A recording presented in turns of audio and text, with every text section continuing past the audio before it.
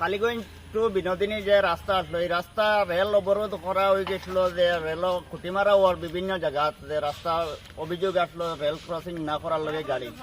এটা আমরা দক্ষিণ করিমগঞ্জ মাননীয় বিধায়ক সাহেবের তান তত্ত্বাবধানে আজকে বিনোদিনী টু কালীগঞ্জ যে রাস্তা, এই রাস্তাতে একটা টেম্পোরারি গেট বানিয়ে হয়েছে। এই গেটও কার্য করা হয়েছে। অটো এবং এল্টো 10 টাকা করে দেবার লগে, আর বড় গাড়ি যারা আছে এরা 20 টাকা দেবার লগে, আর বাইকের যেগুলো কার্য করা হয়েছে কমিটি থেকে এখন আবার চূড়ান্ত সিদ্ধান্ত আইছে না।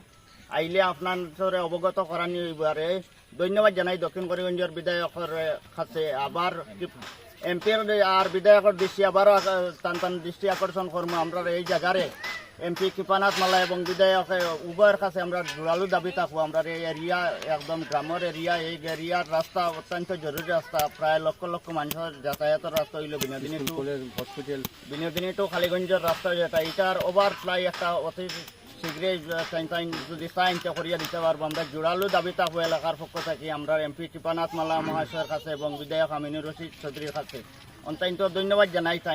এই যে আমরা এই রাস্তা বন্ধ না হওয়ায় আজকের যাতায়াতের রাস্তা এখনো গেট টেম্পোরারি যদি হয়, তবে ভবিষ্যতে এটা স্থায়ী গেট হইব। আর এই স্থায়ী গেটটা কিভাবে পরিচালনা করা হইতো এটা তার পরামর্শ লইয়া আমরা করবো। আর সুন্দর হইছে এখন রাস্তা চলাচল করা চলে। সেন্ট্রালের কিছু মানুষ জোড়া আগে আইয়া গেছেন, এই গেট দেখিয়া তাই ধন্যবাদ দিতেন, কইতেন আমরা সেফটির কারণে সবসময় গেটও মানুষ টাকার লগে। আর যারা টাকাগুলা ধার্য করা হয়েছে এই টাকাগুলা আপনার কাছে আহ্বান থাকবো, এই টাকাগুলা যেটা রোজ 10 টাকা দেবার লগে এটা নাথিং, চূড়া টাকা, এটা আমি মনে করি সবে দিয়া যাইবা। ধন্যবাদ।